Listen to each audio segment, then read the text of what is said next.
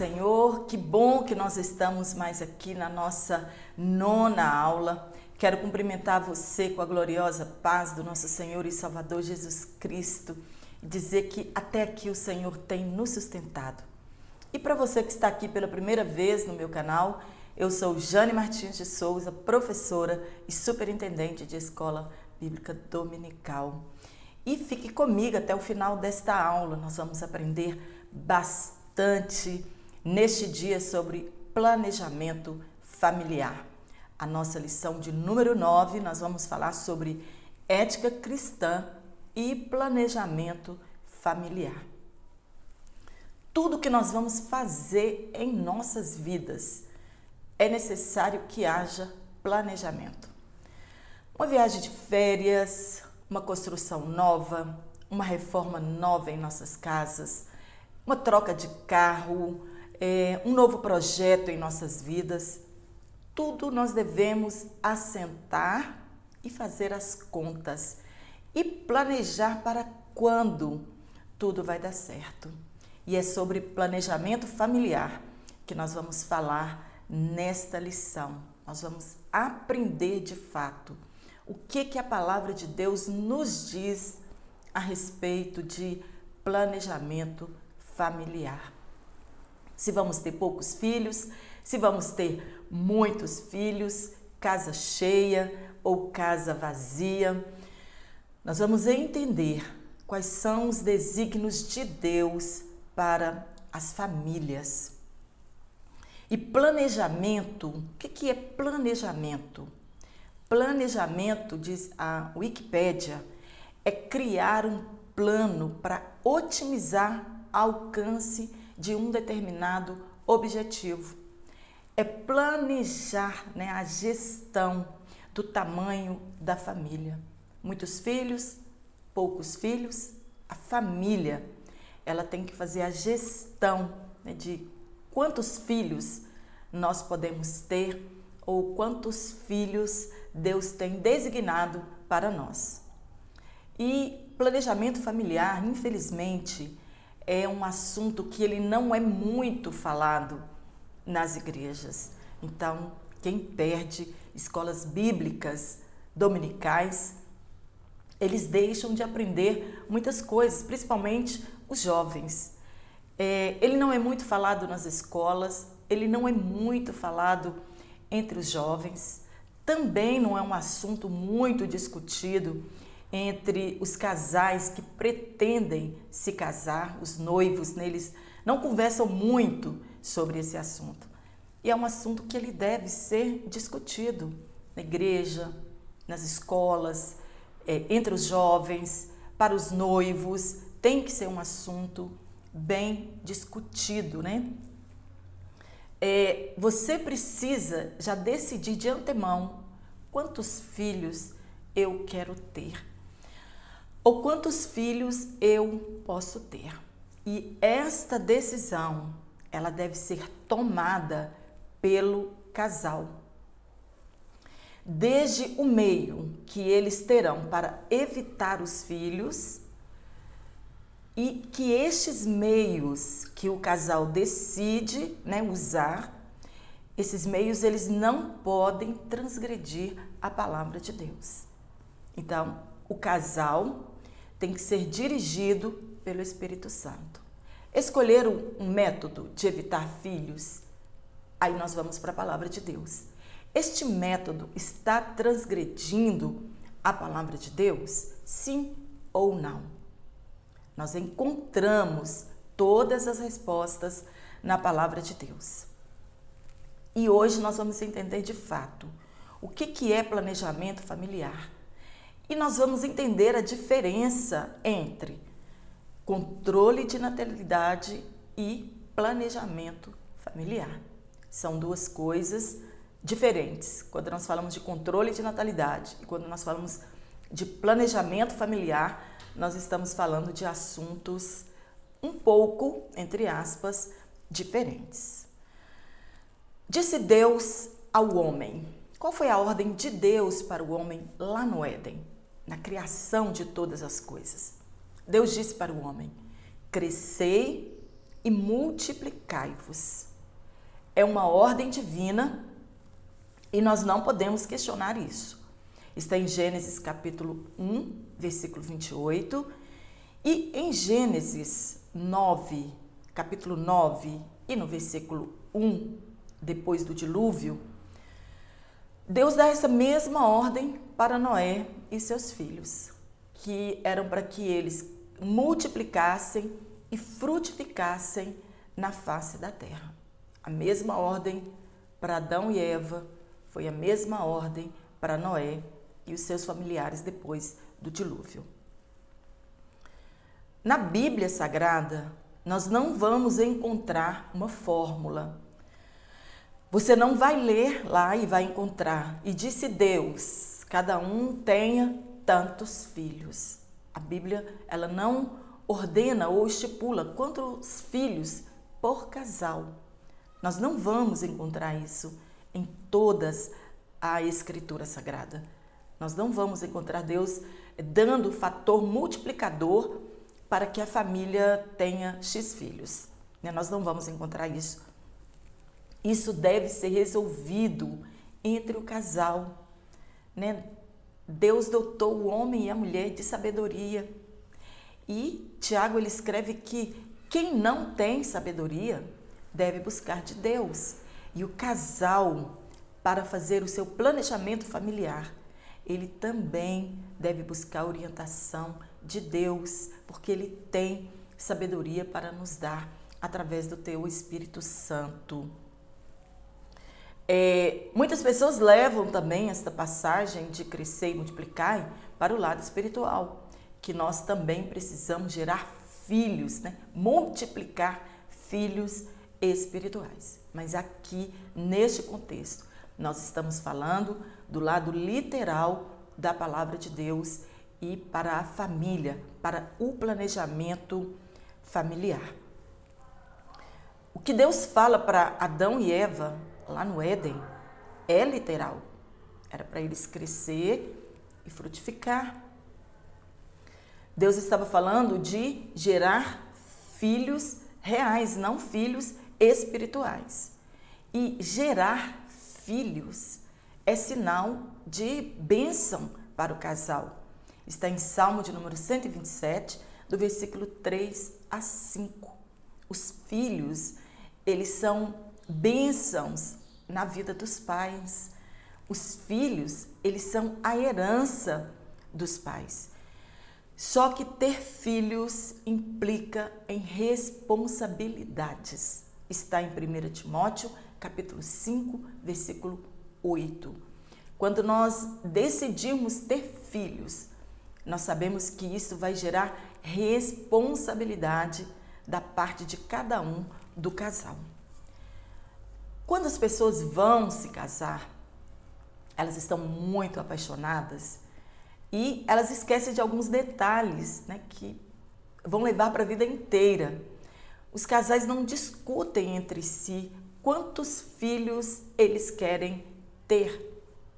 Eles não discutem as questões que envolvem um casamento, num todo.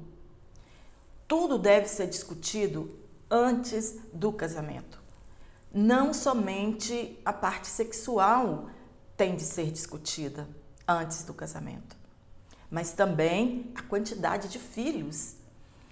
Já pensou que conflito um casal vai viver se depois que casam, descobrem que uma das partes não quer ter filhos nunca na vida e que a outra parte quer ter muitos filhos, quer ter uma família numerosa?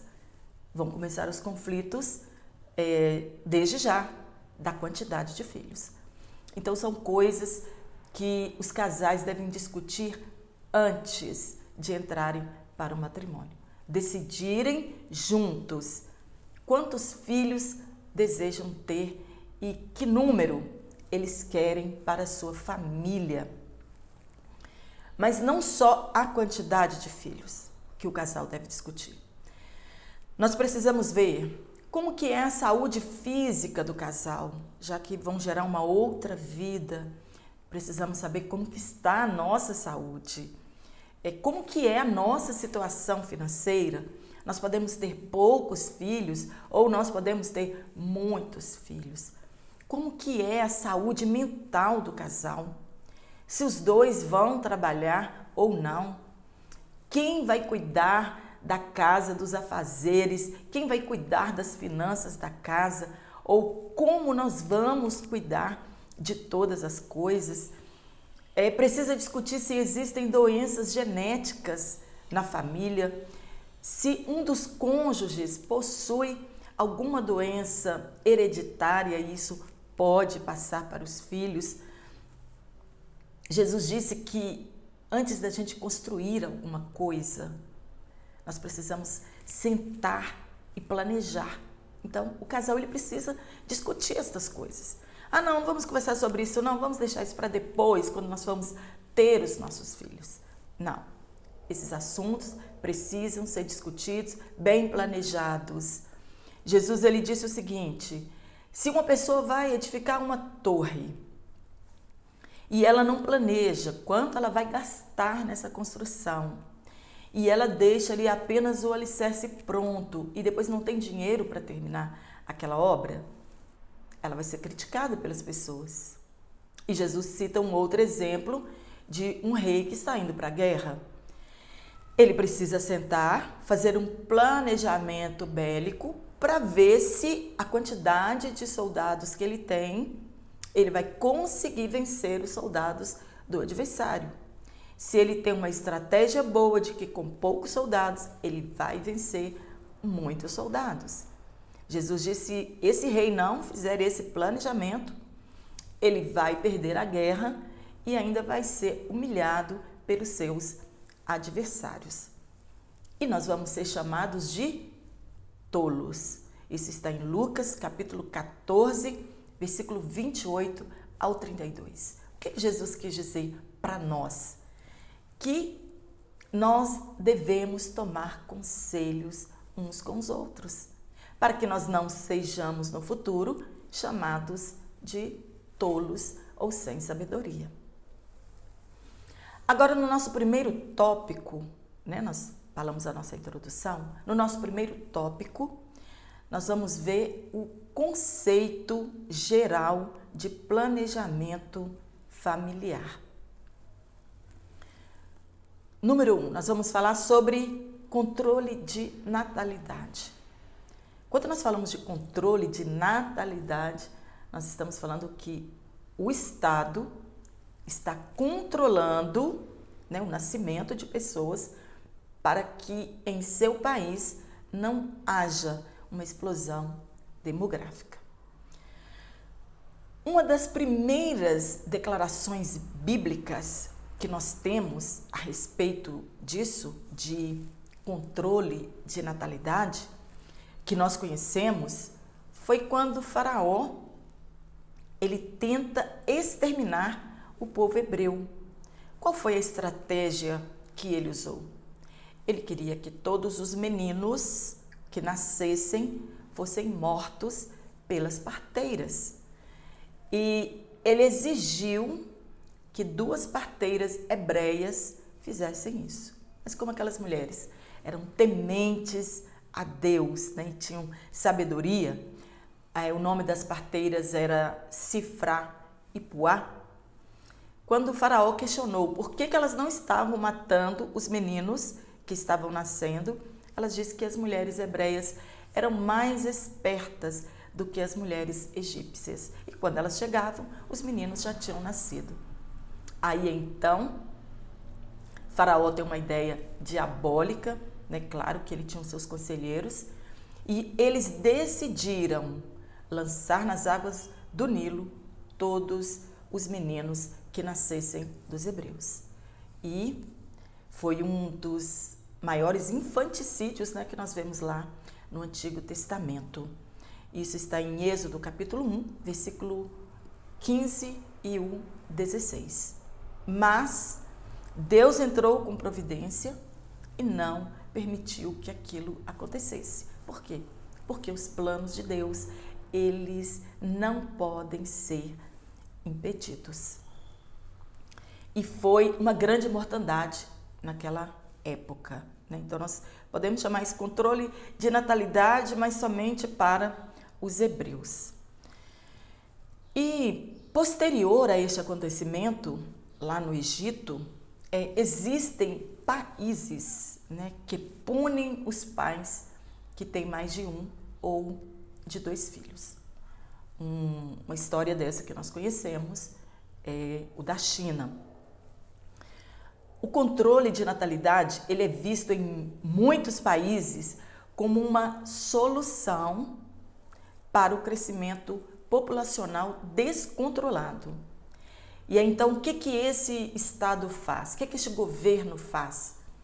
Ele incentiva, a partir de políticas públicas, a diminuição do número de nascimentos de crianças no país, por meio de campanhas, outdoor, distribuição gratuita de contraceptivos, distribuição de preservativos e entre tantas outras políticas, né, incentivos que os governos fazem para evitar o crescimento populacional. Essas ideias, ela vem da teoria de malthusiana e neomalthusiana, né? Foram homens que pensaram em estratégias como que eles iam conter o crescimento demográfico da população. Eles tiveram a ideia, eles chegaram a um consenso que se a população crescesse muito, ia faltar alimento para as pessoas. Então o crescimento tinha que ser igual, alimento e população em nível controlado, para que não faltasse alimento para aquela população que estava crescendo exageradamente. Então, a teoria deste homem de demografia, né, termos de teorias demográficas, eles analisam o alto índice populacional de um país como o fator principal seu baixo desenvolvimento econômico e consideram que os países com alto desenvolvimento econômico têm baixo crescimento populacional. Se o país nasce menos pessoas, economicamente ele vai crescer mais, porque a renda per capita por pessoa vai aumentar. Se há uma explosão demográfica, o PIB do país desce e há muita miséria, muita fome, muita diferença da situação das classes econômicas. Essas são as teorias que eles têm para chegar a esse controle de natalidade. A China, por muitos anos, ela usou a política do filho único. As pessoas não poderiam ter mais de um. E essa medida que eles adotaram aumentou assustadoramente os abortos clandestinos. Por quê? Porque as famílias preferiam as crianças do sexo masculino. E o abandono do primeiro filho, se fosse do sexo feminino. Algumas mulheres ganhavam seus filhos e jogavam fora. Algumas mulheres, quando viam que era mulher, matavam, abortavam, porque o casal queria ter filho do sexo masculino, né? Esse era o desejo, tanto que a China hoje é considerada um dos países que tem mais homens, né? E menos mulheres, por causa desse controle de natalidade. E se a gravidez, a segunda gravidez, fosse um menino, os pais abandonavam as meninas, porque eles poderiam ter apenas um filho. Quando a gente lê a história, a revista Veja tem, muitos veículos, né, de noticiários já abordaram esse assunto no passado, que assim, o que mais tem para adotar de meninas são chinesas, né, porque elas eram abandonadas pelos pais. E isso aumentou muito o número de mulheres escravizadas sexualmente, né? Elas eram abusadas sexualmente, e o segundo filho, ele não era reconhecido pelo governo, pelo Estado. Então a pessoa vivia como se ela não fosse ninguém. E além das mulheres, né, serem escravizadas sexualmente, naquele tempo que elas não tinham muito valor, e além do filho não ser reconhecido pelo Estado, os pais, eles eram penalizados por isso. Eles pagavam uma multa altíssima pelo segundo filho. E essa lei, ela vigorou de 1970 até 2015, quando foi modificada, né? Ela não foi banida, ela foi modificada e foi permitido aos pais 2 filhos por casal. Alguns criticam e eles acreditam que isso conteve a explosão demográfica na China. A China, ela é o país mais populoso do mundo e atualmente ela se encontra entre uma das maiores potências mundiais. E muitos países adotaram essa política, mas hoje estão sofrendo o ônus dessa decisão que eles tomaram lá no passado. O país está envelhecendo. A faixa etária das crianças, ela está diminuindo. E quando essa leva, nessa geração de crianças, ela estiver na fase adulta, na idade ativa para o trabalho, a mão de obra será baixa. Diminuirá a quantidade de arrecadação do país. Então, são projetos que um país vai tomar, são decisões que um país vai tomar, que eles têm que assentar para planejar como será isso daqui 20, 30, 40 anos. Países como a França vêm incentivando o aumento da natalidade, pois ela se encontra com baixos índices de crescimento e uma maior população na faixa etária idosa. Quer dizer, quem vai sustentar esta geração que vai envelhecer se não pode nascer crianças, né? Porque é uma mão de obra substituindo a outra, né? Os mais idosos aposentam, mas tem uma geração de jovens, tem uma geração de adolescentes, tem uma geração de crianças vindo aí e substituindo a mão de obra e trazendo arrecadação para o Estado. Então, a França, ela agora está com esta campanha de incentivo para o nascimento de mais crianças para os pais. Quando nasce pouco, o governo deixa de arrecadar. E aí, então, ele vai gastar mais com benefícios. Então, ele incentiva, né, o governo francês, ele incentiva as mulheres que trabalham com auxílios, né, para elas terem mais filhos. Então, ele oferece auxílios à creche, a escolas públicas e muitas outras coisas, que ela pode ficar em casa por um certo período até que a criança esteja pronta para ir para uma creche ou ficar sozinha, e eles pagam bem para que essas mulheres tenham filhos. E o Brasil vai pelo mesmo caminho, né? As pessoas vivendo mais e as mulheres tendo menos filhos. Mas o Brasil ainda, ele faz parte dos países com maiores taxas de crescimento populacional no mundo. E devido a essas exigências de conter a explosão demográfica, muitos países estão envelhecidos. E eles precisaram montar um plano para que as pessoas voltem a ter filhos. Então, os governos oferecem subsídios que incentivam os pais a terem mais filhos. A Austrália é um dos países que mais incentivam a reprodução. E ela ajuda os pais a terem seus filhos. Lá tem o que eles chamam de bônus bebê, né? E nós já falamos que a França também oferece subsídios para novos nascimentos de criança. Se o pai tem um filho, ele recebe um bônus. Se ele tem um segundo filho, o bônus aumenta.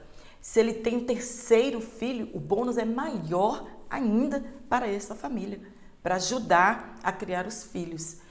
E na Alemanha também, desde 2007, o país ele dá incentivo aos pais para que eles tenham mais filhos. Então, é porque a palavra de Deus, ela diz que precisa sim que frutifiquem e reproduzam, né, para que a terra não esteja vazia. Nós vamos falar agora no número 2, né, no ponto número 2, nós vamos falar sobre planejamento familiar. Nós falamos sobre controle de natalidade. Nós vemos que não tem muito sucesso. E agora nós vamos falar de fato o que é planejamento familiar. A proposta do planejamento familiar, ela é diferente do controle de natalidade. O controle de natalidade, quem faz é o Estado, né? O país que faz isso. E enquanto que o planejamento familiar, que é a proposta de instituir a paternidade e maternidade de forma responsável. Nós precisamos fazer planejamento familiar para que nós tenhamos a nossa família, os nossos filhos, de forma responsável. Nós não vemos no Brasil campanhas que estimulem a maternidade e a paternidade com responsabilidade.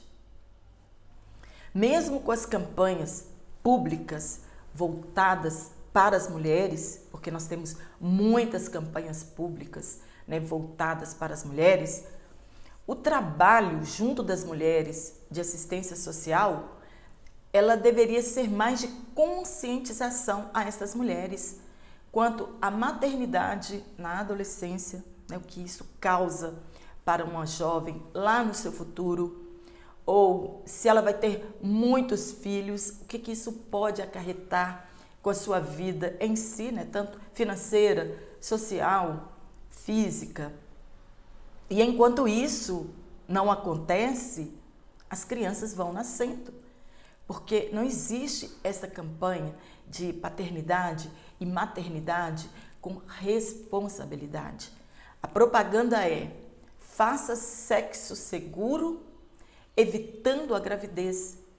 Mas esses jovens, eles não são orientados de fato, como nós dissemos, no lar, nas escolas. Não existe uma assistência social de fato para maternidade e paternidade com responsabilidade. E as crianças vão nascendo, elas vão sendo expostas ao descuido e ao descaso. Elas vão sendo expostas ao abandono, à violência domésticas. Mais crianças violentadas sexualmente. São crianças que, infelizmente, são arregimentadas para o tráfico, são destinadas à matança ou a matar precocemente. Nós vemos que crianças com 8, 9, 10 anos, infelizmente, já estão indo para o mundo do crime, e adolescentes de 10, 11, 12, 13 anos já estão grávidas sem realmente conhecer a responsabilidade da maternidade. Infelizmente, a maioria destas crianças, elas não conhecem a Cristo. A Constituição Federal do Brasil, ela estabelece que o planejamento familiar é a livre decisão do casal. O governo brasileiro, ele não interfere em quantos filhos eu quero ter ou quantos filhos eu posso ter No Brasil você pode ter quantos filhos você quiser. Sendo o Estado, ele tem o dever de propiciar recursos para o exercício deste direito. É a lei número 9.263 de 1996. O casal aumenta ou não a sua prole de acordo com o seu planejamento. É o casal que tem que fazer este planejamento. Mas os casais hoje, devido a tantas dificuldades, violência, desemprego, baixos salários, as famílias têm decidido diminuir o número de filhos. Os casais estão optando, alguns, por não ter filhos. Ou ao invés de filhos, eles adotam animais de estimação e são adotados como filhos. E hoje, descaracterizado de controle de natalidade, o governo distribui preservativos, nas praças públicas, nos postos de saúde e anticoncepcionais gratuitos para as pessoas. Distribui pílula do dia seguinte. Isso tudo para conter a gravidez indesejada e para diminuir o número de abortos clandestinos. Os casais devem buscar a orientação de Deus para este assunto tão delicado. Quantos filhos ter? Devemos buscar a orientação de Deus. Os casais, eles devem ficar debaixo da orientação bíblica, se submeter à orientação do Espírito Santo e levar em conta o bom senso. Está em Romanos capítulo 14, versículo 21 e 23. E a Bíblia vai dizer que tudo que não é por fé é pecado. E devemos reter o bem. Nós podemos examinar todas as coisas, mas nós precisamos reter apenas as coisas que são boas. Está em 1 Tessalonicenses, capítulo 5, versículo 21. No segundo tópico, o que as Escrituras dizem sobre o planejamento familiar? O que a Bíblia diz a respeito disso? De quantos filhos eu posso ter?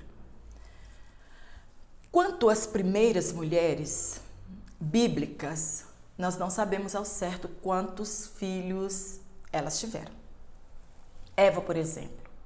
Quantos filhos Eva teve com Adão antes da queda? A Bíblia não relata isso. Imagina pessoas que viveram mais de 900 anos. Quantos filhos tiveram? Imaginam a dificuldade das mulheres antes do advento do anticoncepcional e do preservativo. A dificuldade que os casais enfrentavam. Que a única forma que essas mulheres encontravam para não ter filho todos os anos era no espaçamento da amamentação de um filho para o outro. Então isso dava uma folga para as mulheres, Ou então se o marido ele deixasse de manter relações sexuais com a sua esposa para a poupar ao longo do casamento, para que ela não tivesse tantos filhos e também para preservar a vida das mulheres. Nós temos exemplos de homens que tiveram muitos filhos, mas foi com muitas mulheres. E venhamos e convenhamos, Ter muitos filhos para os homens é muito fácil. A vida deles não está em risco, não está em jogo a saúde física deles. A única coisa que pesa para o homem é o seu bolso, porque muitos filhos é muito caro. E, por exemplo, que nós temos, que teve muitos filhos na Bíblia, Gideão, está em Juízes capítulo 8, versículo 30. A palavra de Deus vai dizer que ele teve 70 filhos, mas foi com várias mulheres. E nós também temos Salomão, que teve muitos filhos, mas também com muitas mulheres. Mas isso eram outros tempos em que Deus permitia, né? Permitia a poligamia. Nós já tivemos mulheres que entraram no Guinness Books por terem muitos filhos. Quando nós pesquisamos lá, tem o top 10 das mulheres que tiveram mais de 30 filhos. Mas eu vou mencionar aqui apenas um exemplo, que o nome dela não foi citado, apenas do seu marido, a mulher de Feodor, em 1707 a 1782. A mulher que teve mais filhos, ela teve 69 filhos, e isso foi na Rússia. 69 anos da vida dela, ela ficou grávida. Quando as mulheres do passado, elas tinham mais filhos, isso nós estamos falando do lado da saúde da mulher, havia uma incidência menor de câncer de útero ou dos seios. As mulheres viviam mais, elas tinham menos complicações de saúde. E infelizmente hoje os hormônios sintéticos que as mulheres ingerem interferem muito na saúde da mulher. As mulheres deixaram de ter gravidez indesejável, mas infelizmente adquiriram doenças em seus corpos. Nós precisamos saber de fato quem são e como agem em nosso corpo estes métodos contraceptivos. Infelizmente. No Antigo Testamento, a fertilidade ela era sinal de bênção de Deus, né, de prosperidade da família, era bênção divina. Nós já falamos no Salmo 127, versículo 3. Enquanto que a esterilidade das mulheres, ela era sinônimo de falta de bênção de Deus. E esta mulher que era estéril, ela era discriminada pela sociedade. Nós temos o exemplo, no caso de Ana, que foi humilhada pela sua rival Penina e era a segunda esposa de Eucana. Está em 1 Samuel, capítulo 1, versículos 6 e 7. Mesmo ele sendo melhor do que 10 filhos para Ana, foi ele mesmo que disse para ela: eu não sou melhor do que 10 filhos para você, Ana. Ela disse: pode até ser, mas eu quero ser mãe para eu ter minha realização pessoal. Nós temos um outro exemplo de Raquel, que ela tinha inveja da sua irmã Leia, porque Leia podia dar filhos a Jacó. Então, ela tendo um diálogo com Jacó, ela cobra dele e fala: se você não me der um filho, eu vou morrer. Ser mãe é realização pessoal de uma mulher. E Jacó disse para ela: por um acaso eu sou Deus para que eu possa te dar um filho? Porque nós sabemos que os filhos são de Deus. Deus que nos dá os nossos filhos, né? A vida vem dele. E ele disse para Raquel: eu não posso operar esse milagre na sua vida. Está em Gênesis capítulo 30, versículo 1 e 2. E para estas mulheres do passado, não ser mãe era uma vergonha para elas. Quando Raquel ficou grávida, ela disse que Deus tinha tirado a sua vergonha. Está em Gênesis capítulo 30, versículo 23.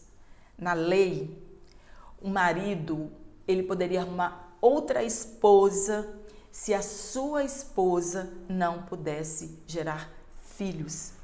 O Código de Hammurabi também dava aos homens este direito. Por isso que nós lemos o Antigo Testamento e vemos as mulheres oferecerem suas escravas, né, para que tivessem filhos dos seus maridos, porque a lei permitia que eles fizessem isso. Ou abandonasse aquela primeira esposa, ou que arrumasse uma outra esposa que lhe desse filhos. E aquelas mulheres também, elas tomavam remédios medicinais, né, fertilizantes, para que elas pudessem engravidar. Como que nós sabemos disso? Quando Rubem foi ao campo, né, e ele encontrou aquela planta, as mandrágoras, e levou para sua mãe, Leia, para que ela fizesse um chá e tomasse.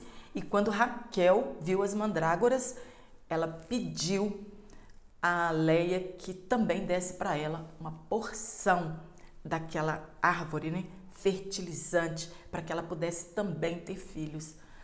Mas Leia, como não era muito boba, né, ela não deu, ela vendeu, ela trocou as mandrágoras por uma noite com Jacó. E Raquel consentiu porque ela desejava ardentemente em ter um filho do seu marido, Jacó. As mulheres hoje também, que não podem ser mães, elas buscam recursos na medicina. Porque todas nós mulheres sabemos que ser mãe é uma dádiva. Está em Gênesis capítulo 30, versículo 14 e o 15. Mas estas mulheres, elas não tiveram muitos filhos. O fator multiplicador para cada família era segundo os desígnios de Deus. A história conta o relato de muitas mulheres estéreis na Bíblia e também no Novo Testamento. A fertilidade também no Novo Testamento, ela era exaltada. No caso de Isabel, que já estava em idade avançada, ela teve um único filho, João Batista, e Maria também, na sua juventude, ela alcançou o favor de Deus e foi bem-aventurada e agraciada entre as mulheres por ser escolhida por Deus para ser a mãe do Salvador. Mas depois de Jesus, Maria teve outros filhos e filhas, né? Está lá em Mateus capítulo 13, versículo 55 e o versículo 56. Agora, já no nosso terceiro tópico, nós vamos falar sobre a ética cristã e o limite de números de filhos. Nós vimos no Antigo Testamento mulheres que teve um filho, 2 filhos, 3 filhos, 4 filhos. Dificilmente nós vamos encontrar citando essas mulheres que elas tiveram muitos filhos. Todas viveram segundo os desígnios de Deus para cada família. Há pessoas que se opõem ao planejamento familiar e seguem fielmente a Bíblia Sagrada. Quantos filhos Deus me der, nós vamos ter. Porque essas pessoas acreditam que se elas não fizerem assim, elas estão desobedecendo o mandamento de Deus de crescer, frutificar e multiplicar. Antigamente, nós víamos famílias cristãs, né, numerosas, 10 filhos, 12 filhos, 15 filhos, né? A geração dos meus pais mesmo, minha mãe teve 9 filhos e tinham pessoas que tinham 12, 14 filhos, né? E quando veio a nossa geração, aí foram geração de menos filhos, 2 filhos, 3 filhos, né? Nós tínhamos na nossa igreja, logo quando eu me converti, uma irmã que ela tinha mais de 22 filhos. Ela teve 3 casamentos e mais de 22 filhos. E aí, todo ano, essa irmã ganhava o prêmio da mulher que tinha mais filhos. Hoje, quando nós encontramos alguém que diz eu tenho 4 filhos, tem pessoas que até assustam. Se eu tenho 7 filhos, as pessoas assustam mais ainda. Mas cada um deve viver o ideal de Deus, né? Tem que planejar estas coisas. Mas você pode ter quantos filhos assim Deus te der e quantos filhos você quiser ter, desde que isso haja um consenso entre marido e mulher. E hoje muitos não querem ter filhos sob a alegação de que as coisas estão muito difíceis. Na verdade, as coisas não estão muito fáceis, mas isso não é motivo que impeça um casal de ter a sua família, né? Tem algumas mulheres que elas assumiram o papel de mantenedora do lar. As mulheres precisam trabalhar fora hoje. Outras têm medo de estragar o seu corpo, porque está tendo muito filho e o corpo vai ficar deformado, infelizmente, né? Nós mulheres temos essa preocupação. Outros por querer viver sua vida com liberdade, ter uma vida mais quieta, com menores preocupações, porque nós sabemos que quanto mais numerosa a família, há diversidade de problemas. E os problemas são muitos maiores, porque cada cabeça, cada pessoa, ela vive os seus dramas. E aumentam a dificuldade dos casais para se ter o melhor, né? Dar melhor escola para os filhos, saúde para os filhos, uma alimentação boa para os filhos. Então os pais vão diminuindo, né, o número de filhos, pensando por este lado. E Deus fez tudo tão perfeito que a mulher, ela não é fértil todos os dias. Este período, ele varia de 3 a 5 dias, né? A duração deste período fértil das mulheres. O que isso indica para nós? Indica que a mulher, ela não precisa gerar filhos a vida toda.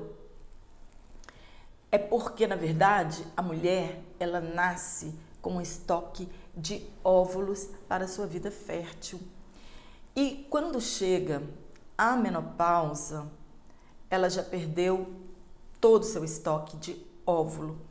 Então, ela não engravidará naturalmente mais.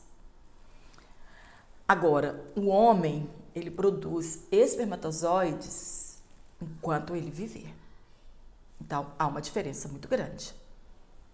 E Deus não estipulou o número de filhos. Deus ordenou a reprodução humana e não a reprodução individual. Ele não deu um fator multiplicador. Ele não deu uma fórmula para os casais de quantos filhos eles deveriam ter. Porque senão levantaria a questão das estéreis e dos estéreis, porque existem homens que também não podem gerar filhos, né? Isso não é um problema só da mulher. Tem a questão dos solteiros, que nunca vão se casar. Tem a questão do celibato, que é a privação sexual voluntária. Então, nós aprendemos que tudo depende da vontade de Deus para cada família. Se você decidir ter filhos ou não ter filhos, ou quantos filhos ter, devemos buscar a aprovação de Deus para isso. Para que este projeto dê certo. E que Deus conheça, né, de fato, a sinceridade dos nossos corações. Está em Tiago, capítulo 1, versículo 5. O que não deve acontecer é o casal ter filhos à revelia e não ter comprometimento com esta nova família, né? Não se preocupar que filhos vai gerar despesas, mais conflitos, vai precisar de mais atenção dos pais. Então, o casal, ele precisa saber quantos filhos ele vai ter, porque ele precisa ter comprometimento com esta nova família. Não ter responsabilidade de cuidar, alimentar, de educar, de ensinar e tantas outras responsabilidades que envolve ter filhos, aí sim é pecado. Nós precisamos pensar que ter filhos envolve responsabilidades dos pais. E quando eu deixo de fazer o meu papel de mãe, ou o homem deixa de fazer o papel dele de pai no lar, ele está pecando contra Deus e contra a palavra de Deus. A teoria de que se pode ter quantos filhos quiser e que Deus é que vai cuidar, tem levado muitas famílias à falência como instituição divina. Qual que é o segredo? O segredo é confiar. O segredo é ser dependente de Deus, buscar orientação com o Espírito Santo. E o casal, então, ele deve concordar em fazerem o melhor para a sua família. Amém? Espero ter te ajudado com este comentário, que você tenha uma ótima aula e busque do Espírito Santo sabedoria que ele tem para nos dar. E eu quero mandar um abraço aqui para Jeremias Alexandre Miau, do canal, pediu que eu mandasse um abraço. Tá aqui o nosso abraço, irmão Jeremias.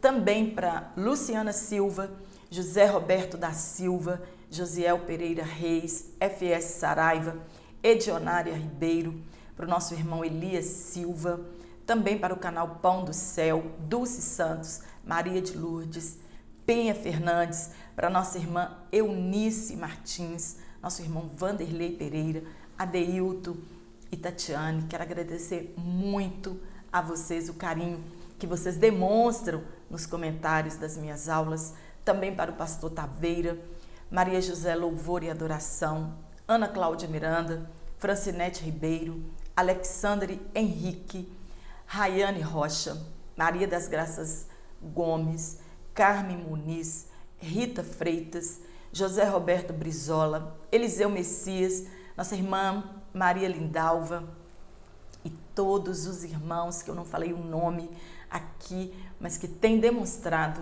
o seu carinho para com o meu canal, e as pessoas que de fato querem me ajudar neste meu canal, me dando dicas incríveis.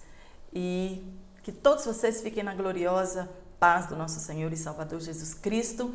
E se você gostou dessa aula, dá um curtir, se inscreva no meu canal e compartilhe a minha aula em suas redes sociais. E até o próximo vídeo, se Deus assim nos permitir, então.